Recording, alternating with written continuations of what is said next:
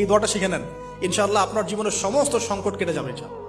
আমি নিজেও এই দোয়াটা বেশি বেশি করার চেষ্টা করি। দোয়াটা হচ্ছে, মুসা আলাইহিস সালাম একটা গাছের নিচে হেলান দিয়ে বসলেন, বসে দেখলেন দুজন মেয়ে দাঁড়িয়ে আছে দূরে, পানি নিতে পারছে না, লোকজন পানি নিয়ে যাচ্ছে, ওরা দাঁড়িয়ে আছে বেচারি।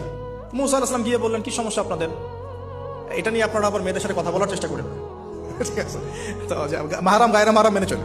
তারা বললেন যে আমাদের বাবা অনেক বৃদ্ধ মানুষ, আমরা পানি নিতে পারি না যতক্ষণ না আমাদের কম পানি নিয়ে চলে যায়।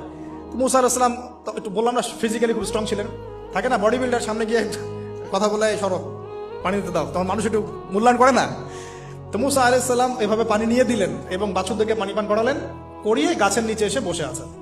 বসে বসে তিনি দোয়া করছেন, এই যে দোয়াটা তিনি দোয়া করছেন, রব্বি, একটা নেক কাজ করলেন, নেক কাজ করলেন না, মানুষের উপকার করলেন, নেক কাজ করে এসে গাছের নিচে বসে দোয়া করছেন, আল্লাহ এখানে তো আমার খাবার পানি বাসস্থান কিছুই নাই, আমি কি করব?